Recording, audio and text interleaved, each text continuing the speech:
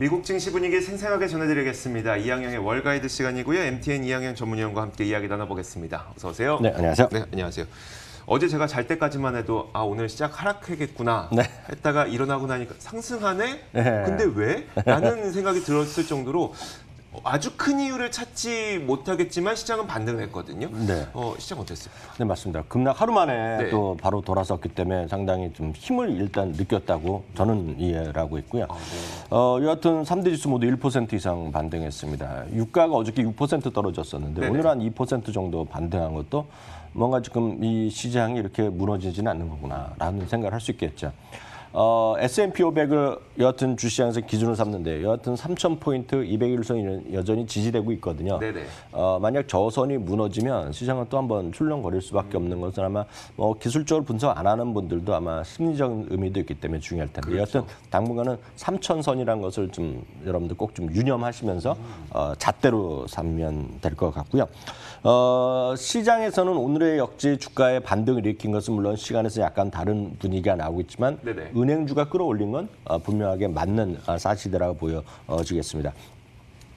이제 연준에 이제 지금 장 마감 이후에 스트레스 테스트 결과에 따른 얘기를 결국 하고 있는데요. 결국은 이런 거죠. 은행의 어떤 벤처 캐피탈 투자라든가 쉽게 해서 파생 상품에 대한 투자에 좀 쉽게 해서 여력을 주고 좀 자율성을 늘린 겁니다. 한마디로.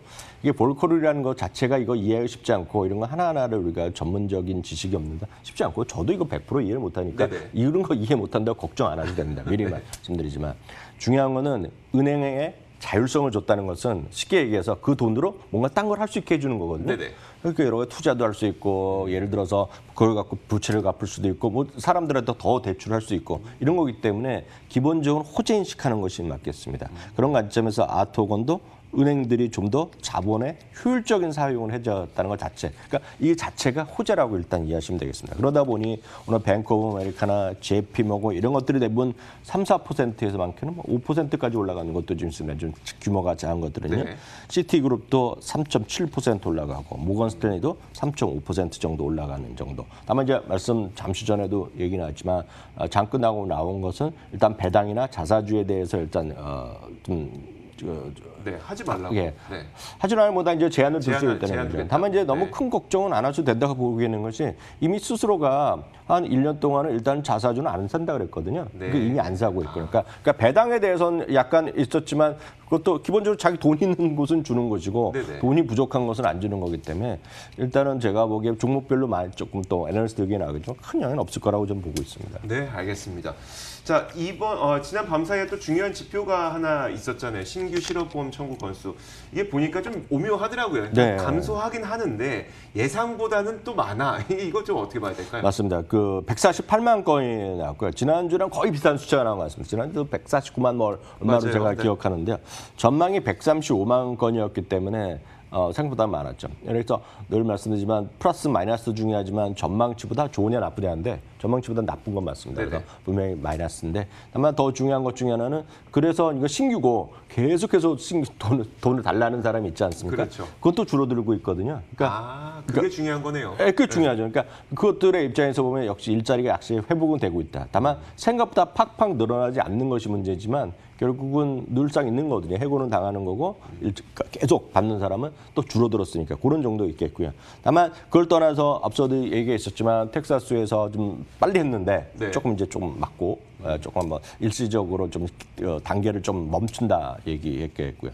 그리고 애플이 또 플로리다에서도 또 14개 점포 또 개장을 또 휴점 전환하고 네네. 모르겠습니다. 다만 제가 봤을 때 이 경제 활동이나 이런 어떤 확진자 수 이런 것들의 가장 큰 분기점은 결국 다음 주 월요일이거든요. 다음 주 월요일 뉴욕에서 2단계 경제 활동을 재개하기 때문에 뉴욕에 본사에 있는 쉽게 해서 방송국들이 있지 않습니까? 네. 대표적으로 저희 방송 쪽의 업계에서 CNBC 이런 데가 그렇죠. 아마 제가 알기엔 대부분이 다 스튜디오 나올 겁니다. 앵커들이.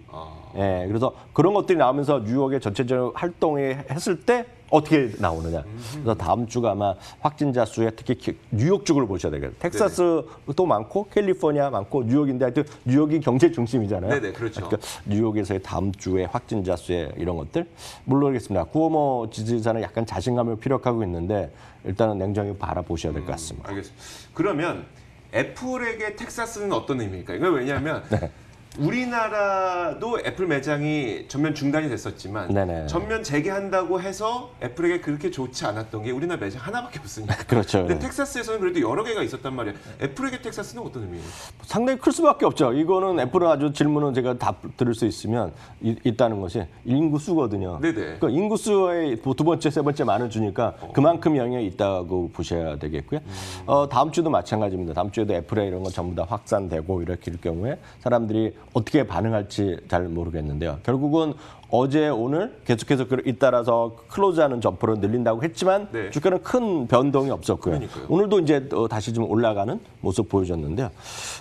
웨드부시의 댄 아이브스 하면 테슬라를 좋아하시는 분도 알고 네네. 이런 거 맞아요. 넷플릭스나 애플 좋아하시는 분도 아시를. 하여튼 베스트 애널리스트라고 뭐 좀 많이 인정받고 있고 상당히 성향 자체가 상당히 좀 성장주를 좋아하는 분은 맞습니다. 다만 애플에 대해서 가장 평가를 잘 받는 사람은 이 사람은 아닙니다. 이 사람은 아니고 번스타인이 베스트 애플리스트 항상 뽑히는 분이 있는데 네네. 그분은 항상 중립의견입니다. 지금요. 1년 반째. 그래서 이렇게 아주 세게 보지 않는데 여하튼 애플에 대해서 오늘 다시 한번 투자 의견은 여전히 뭐 강력 매수죠.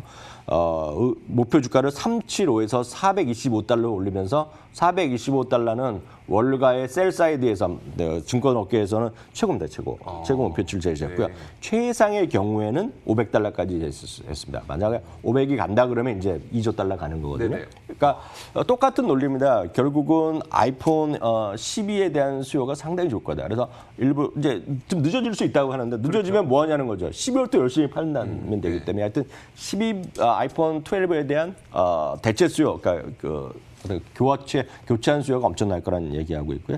서비스 매출에 대한 기대감을 늘리고 있습니다. 참고적으로 댄 아이브스는 마이크로소프트도 지금 업계 최고 의견을 갖고 있고요. 지금 애플도 마찬가지다라고 네네. 이해하시면 되겠습니다. 반면에 이제 늘 말씀드리지만 다양한 목소리가 있거든요. 바클레이즈는 오늘도 목표 주가는 328달러 좀 올렸지만 여전히 중립 의견을 갖고 있는데 왜냐하면 아이폰 SE2가 나왔고 나름 이 히트를 치고 있거든요. 네네. 이게 이제 약간 어려운 얘기 해드리면 비싼 제품이 있고 싼 제품이 있는데 그게 그 차이가 없으면 소위 갉아먹는다 그러거든요. 네네. 그게 이제 캐나발라이제이션이라는 영어로 표현이 있는데 이게 그 간섭 효과라고 한국말로 네네. 변할까 겁니다. 경영학에서는요. 그러니까 간섭 효과에 따라서 이게 그 아이폰 12, 12에 대한 수요가 줄기 때문에 이게 별로 재미없고 비용이 좀 상당히 늘어나기 때문에 비용도 늘어나는데 이번에 아이폰 12는 값을 내릴 거란 얘기가 그렇죠. 들리고 있지 않습니까? 그렇기 때문에 쉽게 해서 이분은 별 볼일 없다. 중립변도 하고 있으니까 참고하시면 되겠습니다. 좋게 보는 사람은 아이폰 12는 뭐 시기는 달라질 수 있겠지만 어쨌든 그렇죠. 팔리면 잘 팔릴 거다. 네. 근데 두 번째로 좀 안 좋게 보시는 분은 이 저가형 제품도 잘 팔리다 보니까 오히려 가격을 단가를 낮출 것 같다. 예, 뭐 이런 거네요. 예, 맞습니다. 알겠습니다. 자, 이런 가운데 그 마이크로소프트 주주에게 좀 희소식이 있었다면서요? 어떤 내용일까요? 네, 왜냐하면 이제 애플이 지금 1위고요. 네. 마이크로소프트가 2위인데 또 마이크로소프트만 또 좋아하시는 분 많으시고 저만 하더라도 어디 강의 가면 초보 투자한테 애플보다는 마이크로소프트나 비자를 먼저 말씀드립니다. 네. 왜냐하면 아이폰에 대한 선호도는 아주 뚜렷하거든요. 네. 그러니까 아이폰을 안 쓰신 분들한테 이거 쓸 필요는 없거든요. 그래서 그러니까요. 마이크로소프트를 말씀드리는데 마이크로소프트는 사실 아시다시피 줌이란 것도 그런 네. 화상을 왜냐하면 스카이프를 인수했기 때문에 스카이프도 갖고 있고요. 마이크로소프트가 없어서 못하는 건 아니거든요. 그러니까 네. 같이 일하는 것들 콜라보하는 거가 이제 슬랙이라는 회사가 있는데요. 마이크로소프트는 팀스라는 게 있습니다. 네. 그래서 오피스 365로 쓰시면 아시겠지만 한 달 반 됐나요? 이름을 마이크로소프트 365로 바꾸면서 팀스를 거기다 붙여버렸습니다. 그래서 개인들도 팀스 다 쓰거든요. 네네. 쓸 수 있게 해놨는데 그렇기 때문에 이제 마이크로소프트는 최상에 있는 회사라 보셔야 되겠는데 그렇다 하더라도 중간급 회사들이 성장률이 높아야 되는데 이게 오늘 발표가 됐는데요. 소위 저희 같은 화상회의 있지 않습니까? 화상 네네. 솔루션이요. 그러니까 네. 저희는 스카이프를 방송으로 쓰지만 대부분 이제 미국에서는 줌을 많이 쓰는데 그걸 통해서 마이크로소프트가 포함한 그러니까 비디오 컨퍼런스 시장에서의 저력을 보여주었는데 약간 흐리지만 제일 위에 있는 거, 네. 그러니까 마이크로소프트입니다. 이게 한 5월 중순 넘어서부터 증가율 자체, 그러니까 얼마나 크겠습니까, 마이크로소프트가. 네, 그렇죠. 증가율 자체가 마이크로소프트가 1등을 올라섰고요. 2등을 줌입니다. 그래서 줌을 누르고 증가율 자체를 이겼다는 것 자체. 이거 네. 뭐 금액은 말할 것도 없고 규모 자체가 증가율이 높았다는 것을 했고 세 번째가 참고적으로 시스코에는 웹엑스라는 시스템이 있습니다. 그래서 네. CNN은 웹엑스를 쓰거든요. 화상 그 연결할 때 대부분이. 그러니까 회사마다 약간 틀린데 여하튼 그 큰 마이크로소프트가 저 아래 것들보다 더 증가율이 높았다는 상당히 의미가 있다고 보셔야 되겠고요. 뭐 아래 것은 아래 것이죠. 뭐. 네. 마이크로소프트가 뭐 사상체 효과에서 하루 이틀 조정 보고 있는데 네네. 여전히 뭐 고점을 향해서 또 계속 유지하고 있다라는 그러니까 이 얘기죠. 저력을 좀 볼 수가 있는 거네요. 네네. 좋습니다. 그 나이키가 그 실적 발표했잖아요. 이것도 한번 짚어주시면. 네, 나이키 오늘 이제 드디어 실적을 발표했는데요. 예상보다 안 좋게 나왔어요. 왜냐하면 예상보다 매출 손실이 컸습니다. 이번에. 네. 그래서 매출이 한 73억 달러를 예상했었는데 63억 달러밖에 안 나와서 어닝 쇼크나 마찬가지죠. 네. 주당 7센트 이익이 예상했는데 주당 51센트의 손실을 얘기했기 때문에 오늘 시간에서 오늘 주가가 3, 4% 오늘 떨어지고 있는 걸 제가 어차피 잠시 전에 확인했고요. 여하튼 여전히 저희가 거의 하루가 멀다 하고 얘기는 하고 있는데 요즘 목표 주가가 제일 많이 올라가는 거가 두세 개가 있습니다. 이게 애플이 하나 있고요. 마이크로소프트도 마찬가지인데 성장주에서는 펠라튼이거든요. 네. 펠라튼이 오늘도 목표 주가 올리는 친구가 나왔는데 레이먼드 제임스에서 65달러를 올리면서요.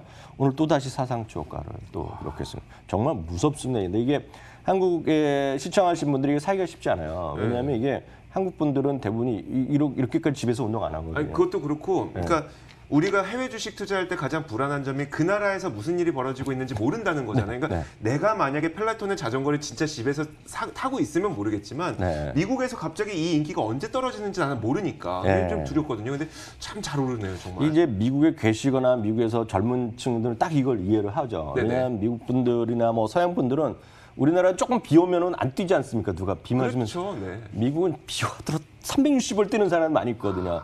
폭풍우가 오더라도 폭풍까지는 아니지만 비가 웬만큼 우리나라 장마 수준 오더라도 다 뛰고 진짜 남녀노소 다 뛰는 친구들이 많이 있거든요. 그러니까 이번에 참 약간 다른 얘기하지만 보스턴 그 마라톤이요.